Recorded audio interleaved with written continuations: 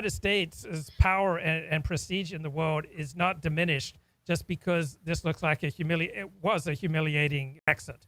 So America's power depends on its economy and its military. America is better off for getting the hell out of Afghanistan. And it's a manifestation of how much power and wealth the United States has that it can go into Afghanistan for 2 decades and blow $2 trillion and just power on. It's like people who light a cigar with $100 bill. Like people who light their cigars with $100 bill, that's not their last $100 bill. They do that because they have so much money. They have money to burn. The United States, in comparison to other countries, has money to burn. Now, obviously, I think we're all agreed here that staying in Afghanistan was a terrible decision. I think even going into there in the first place was a bad decision.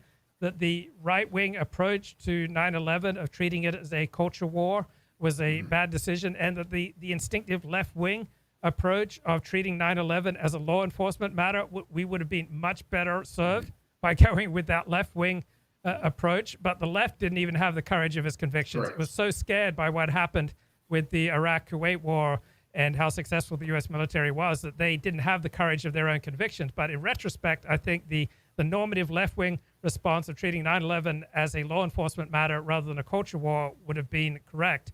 And going into Afghanistan and Iraq were just absolute, terrible, awful disasters. But what's amazing is the United States still has so much wealth and power